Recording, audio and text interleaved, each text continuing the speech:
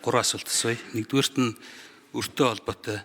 Төв банкны тухай хуулийн 38/1 дээр болохоор пассив нь активын хөрөнгөөсөө хэтэрсэн тохиолдолд засгийн газар үнд цас гаргана гэсэн ийм залт байгаа. Тэгэхээр 2024 оны Төв банкны балансыг харахаар 4.9 буюу бараг 5 их 80 буюу одоогийн нөрийн бараг 10% тэнцэх хэмжээний засгийн газрын үнд цас гаргахаар ийм хуулийн залт байгаа. Энэ талаар Монгол банк, сангийн яам ямар шүү байдлаар ажиллаж байгаа вэ? Энэ талаар яриа өөрөө энийг шийдэл гарах ийм явц байгаа юу гэдэг нэгдүгээр асуулт байна. Хоёрдугаар засгийн газрын үйл ажиллагааны хөтөлбөр дээр инфляцийг 5-аас доошгүй түвшинд хадгална гэсэн ийм зорилт байгаа. Тэгэхээр төсвийн хүрээний мэдээлэл маань засгийн газрын үйл ажиллагааны хөтөлбөртөө нийцэх ёстой. Тэгэхээр оруулж исэн төслөөр харахаар 7, 6.4, 6 гэсэн байдлаар тодорхойлсон буюу 5% гэсэн засгийн газрын үйл ажиллагааны хөтөлбөрөөс өөр хэмжээний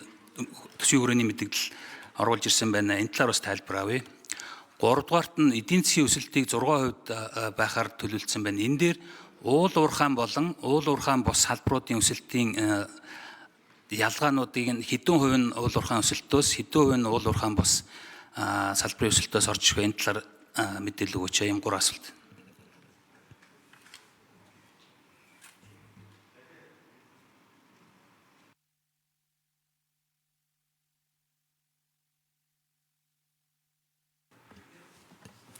За сангийн сайд болдын жавхлан сайд хариулт өгье. Нэг төвшин гишүүний асуулт.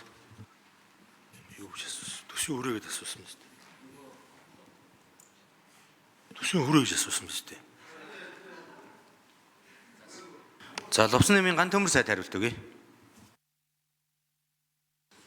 За инх төвшин гишүүний асуултанд хариулъя. 26 оны эдийн засгийн өсөлтийг тооцохдоо бид нар бол уул уурхайн салбарын өсөлтөө 9.9% гэж харж байгаа. Уул уурхайн бус салбарын өсөлтийг бол 3.1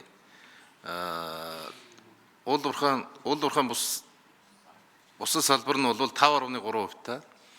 Энэ дотор хөдөө аж ахуйн салбар нь 3.9%, уул уурхай 9.9%, боловсруулах үйлдвэр 5.1%, цахилгаан ус бол 10.6%, барилгын салбарын өсөлтөө нэлээд өндөр харж байгаа 17.1 гэж. Яг гэвэл бид нар одоо үйл ажиллагааны төлөвлөгөөн дээр 150 мянган айлын орон сууцны хөтөлбөрөө батлна гэж оруулж байгаа. Энтэй уялдуулаад барилгажуулах ажил, барилгын салбарын өсөлтийг бол нэлээд түлхэж явна гэсэн юм төлөвлөлттэй байна. Худалдааны салбарын өсөлтийг 6.5, тээвэр 4.4, үйлчилгээний бусад салбар 3.8, цэвэр татвар 5.7 гэсэн ийм төлөвлөлттэй байгаа. Бараа үйлчилгээний үнийн өсөлтийн тухайд бол бид нар 28 ондоо 6% аваачна гэсэн ийм тооцоол гарч байна. Яагаад ийм өөрчлөлт орж байна вэ гэхээр энэ худалдааны дайнтай холбоотойгоор бараа бүтээгдэхүүнүүдийн үн бол маш их хөдөлж байна. Өсөлт бол илт анзаарэгдэж байна. Тийм учраас бол манад орж ирж байгаа шүү дээ. Манад нөлөөлж байгаа. Жишээлбэл одоо хэдэн эдийн засаг идэвхжил өндөртэй байхад манайх бол импортоос асар өндөр хамааралтай амьдарч байна л та. Тэгэхээр бол импортоос хамааралтай улс орны хувьд манай гол нийлүүлэгч нь хятад улс байдаг. Хятад улсын, Японы, Солонгосын бараа бүтээгдэхүүнүүдийн Америкт орж байгаа нэвтрэлт багаснаа гэдэг ийм тооцоол байна.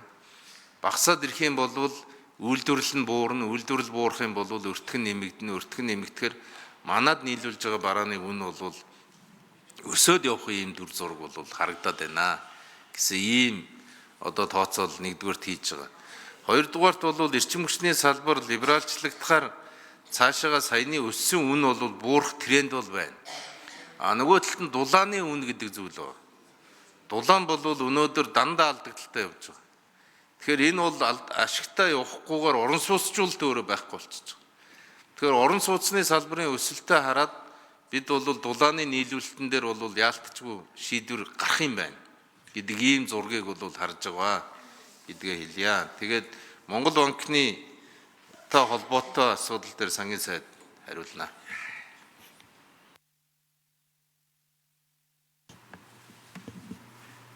За сангийн сайд болдын жавхлан нэмэлт хариулт өгье.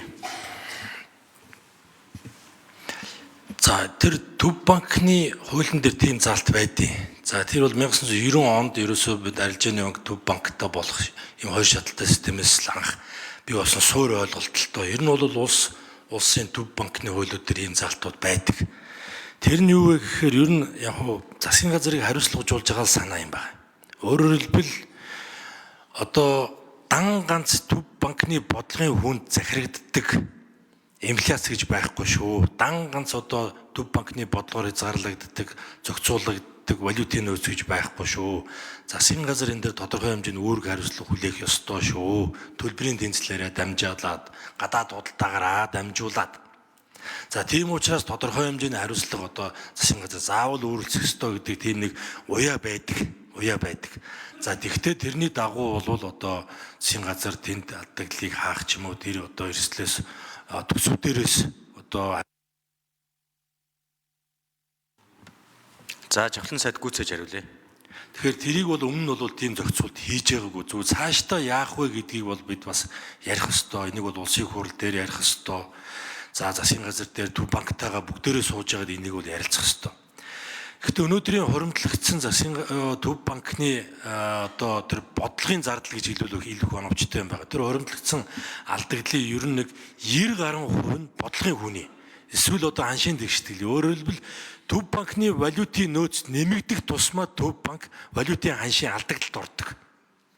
Инфляц нэмэгдэх тусмаа одоо бодлого хатуурах тусмаа бодлогын хүний зардал нь өндөр нь гараад бодлогын одоо энэ зардал нэмэгдэж алдагдал нь өсч идэг ийм л зүйл юм байна. Өөрөөр хэлбэл эдийн засгийг докторжуулахын төлөө гаргаж байгаа л ийм л зардал гэж ойлгох хэрэгтэй.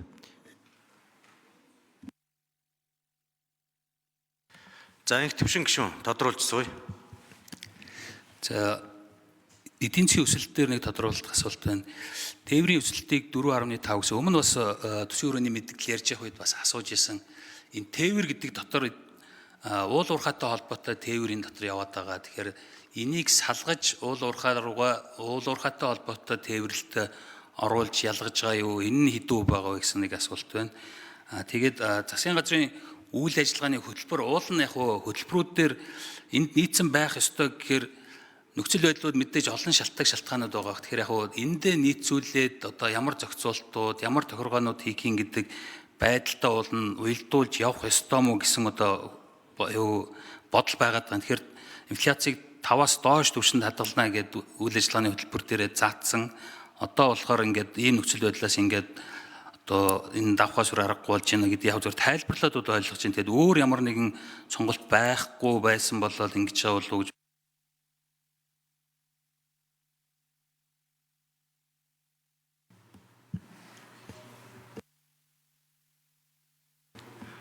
Дэлгэр сайхан сайд байхгүй нь.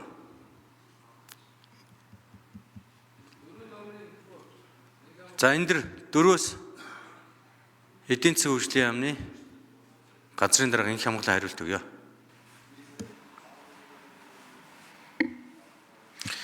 За гишүүний асуултанд хариулъя. Эдийн засгийн хөгжлийн яамны макро эдийн засгийн болон өслийн дарга инх хамгаалан.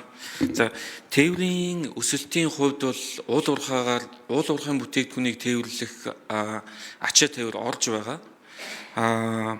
Төмөр замаар нийт 26-53 сая тонн ачаа тээвэрлэхээс 38 сая тонн уул уурхайн бараа бүтээгдэхүүн байна. Авто замаар 26 онд нийт 90 сая тонн ачаа тээвэрлэхээс 83 сая тонн нь мөн уул уурхайн ачаа тээвэр байна.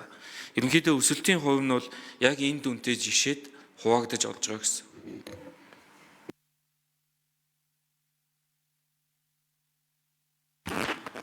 За дашцэргийн инх төвшин гишүүн дахин тодруулъя. Тэгээ яг энэ нөгөө өсөлтөө зэгцтэй ойлгохууднаас энэ балгийн хараалтай холбоотой асуудлуудаас үүдээс энэ уул уурхай болон уул уурхайн бус салбарын өсөлт гэдэг. Тэгэхээр энийг энэ уул уурхайтай холбоотой тээврийн хэсгийг уул уурхай руу оруулж болохгүй. Энэ угаасаа энэ өртөг нэмэгдүүлэх сүлжээний чинь нэг хэсэг учраас цаашдаа энэ чиглэлээр арга хэмжээ их бодол байгаа юу гэж асуумаар.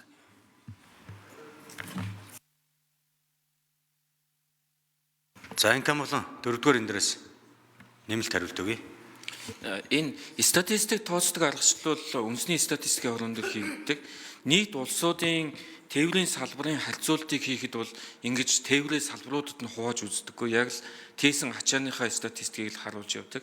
Энэ асуудал бол яг өмнө яригддаг байсан асуудал бол нөгөө төсвийн зарлагыг уул уурхайн ба уул уурхайн бусынхын өсөлтөөс давуулахгүй гэдэг үүднээс бол энийг уул уурхайхын салгах нь зөв юм шүү гэдэг асуудал яригддаг байсан. Одоо бол дүн нь өөр болсон учраас яг л статистикийн гаргадаг тоонуудыг ашиглаад л явж байна. За Лувсан намын ган төмөр сайд нэмж хариулт өгье. Инх төвшин гишүүний саналыг бол би ойлгочлоо. Ерөнхийдөө уул уурхайгаас хамааралтай байгаа эдийн засгийнхаа тоог нэг базчаач гэж байгаа юм байна. Ингэжээж бид нар нөгөө үлдэж байгаа салбарынхаа өсөлтийг их зөв харах юм байна. Уул уурхай дагсан салбарын өсөлтөө уул уурхайн бус салбарын өсөлт гэж өөрснийгөө хуураад хэрэггүй шүү гэдэг ийм санал хэлж байна гэж ойлголоо. Бид нар бол яг энэ чиглэлээр дараагийн тооцоололдоо анхаарад энэ чиглэлийн тайлангаа тусад нь пепер болгоод гаргаад явъя гэж бодож байна. За жигчдийн Бачаргал гишүүн асуулт асууя.